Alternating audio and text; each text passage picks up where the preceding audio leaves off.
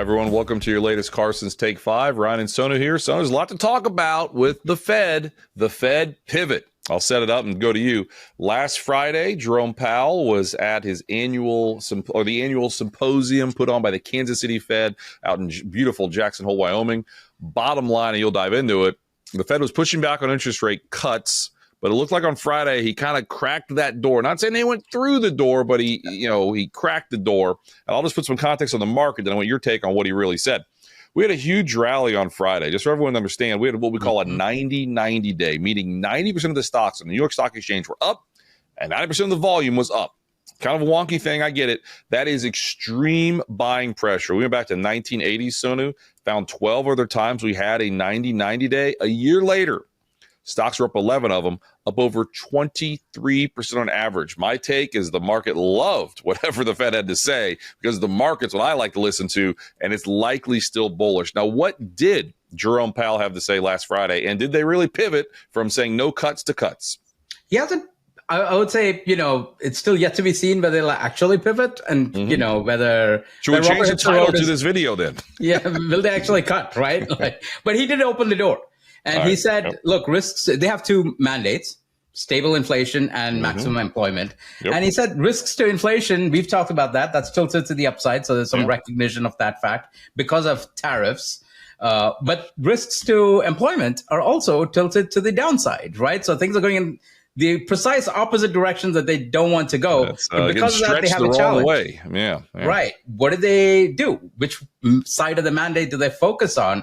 But Powell, then this is the important thing, right? He said policy rates are already restrictive. Right now, rates, the Fed's policy rate is around 4.4%, right? But because of how the balance of risks are, manifesting right now, that may warrant an adjustment in their policy stance. And that means, like you said, the door is open for a cut in September. And so a cut is likely, but it's not a lock, right? So remember, last year, they'd kept rates, they'd raised rates to 5.5%. And he was clear a year ago at Jackson Hole saying the time has come to adjust monetary policy. So if he wanted to signal rate cuts, he could have done that like he did last year. This time, he just opened the door. Like I said, it's likely, but not a lock, right? But there are other things happening, like with, what happened with the administration and a Federal Reserve governor last week. In a way, Ryan, I don't know that whether the Fed cuts in September or not, rate cuts are coming, right, by the end of 2026. Yeah, let me jump in there because that's the thing. We know new leadership's coming at the Fed next May because Jerome Powell's term is up. President, who gets picked the next Fed, leader?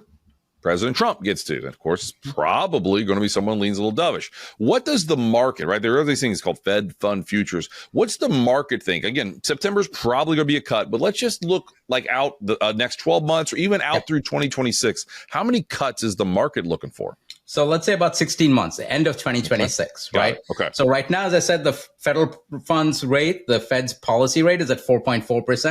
And if you think if you go to a money market fund, that's kind of what you get, right? Okay. Like if you're a saver or something like that, if you have cash in the bank, that's kind of what you get. Right now, markets are expecting the federal funds rate, the policy rate at the end of 2026 to be at 3%. Wow. That's a difference of 1.4, like that's equivalent to 6 cuts between now and the end of 2026, right? Okay. Now, here's some perspective for that. 4 months ago, remember when you had Liberation Day, the tariff chaos, everyone was screaming about recession. Recession odds were definitely higher. I think irrespective of where your recession odds are now, right? And we don't think there will be a recession. We didn't say there would be one even back then. But generally, I think on balance, everyone would say, recession odds right now are much lower than they were 4 months back. Yep. So what would you expect? You would expect rate cuts. You wouldn't expect as many rate cuts now as you probably would have 4 months back, right? But here's the thing. 4 months back, markets are pricing in a Fed funds policy rate of 3.5% by the end of 2026. Now it's even lower than that. So all I'll say is, look, the president... I mean this in a good way. The president gets what the president wants, right?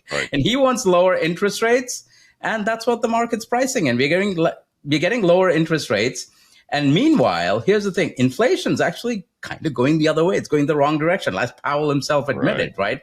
Risks to inflation are tilted to the upside. You and me have talked about the data. And I don't get how this is not bullish for equities. Well, I think it is. I think it is because we've been bullish and we still think it is. Y'all put it this way. The Dow Jones Industrial Average. So a lot of people say the stock market, that's what a lot of people say when they say that. The Dow hit its first all-time high this year, Sonu, just this week, right? It went a while now. That's because of what's in there, some healthcare and not as much technology. Just know the Dow hit an all-time high. I looked at this not recently, but in the past year or so. When the Dow hits an all-time high, the odds of a recession over the next 12 months are like 8%. Okay, what does that mean? The anytime chance of recessions like 16, 17, 18%, because there's always a chance. So what I'm getting at, there's a lot less chance of recession. Why is that? Because in my personal opinion, you might agree on this, markets are one of the best indicators we have for the economy. Stocks hitting all-time highs right now likely is saying there's not a recession 6 months from now or even probably 12 months from now. 12 months is a long time, we get it. But at least 6 months from now, markets usually are right. Yes, a 100-year pandemic can mess things up. It did before. But other than that, the market is telling us this economy might not grow at 3% like it was last couple of years, but a recession's probably off the board. We've gone pretty long. You want to wrap it up, Sonu? Yeah, I think just underlying what you said, markets are not expecting a recession. I think, like I said, everyone's odds of a recession are lower. Yeah, banks would not be hitting all-time highs all over the globe if there was this global recession coming. Literally all over the globe, banks are hitting all-time highs. Yeah, we just got the second quarter GDP report. It was revised higher, but it was revised higher because investment spending, AI spending, was better than first estimated. Consumer spending is still on the weaker side, but there's this AI thing happening. So here we go. It's like no recession expected over the next 10, 12 months. Right? Inflation's kind of going the wrong direction. Yep. But the Federal Reserve is going to cut rates. Mm-hmm. That is a cocktail for markets to keep going up. Mm-hmm. Well, we're going to keep talking about it every single week. And we, again, remain bullish. I'll just leave it with this. Just know August, September historically are two of the weaker months, especially in a post-election year. Listen, this August has been pretty good. Maybe we get a well-deserved little bit of volatility in September, but bigger picture, this is still a structural bull market. It's still a global bull market being led, again, likely by continued strong earnings, which justify really where we are. So we'll talk about it again next week. We'll see everybody then. Take care. Thank you.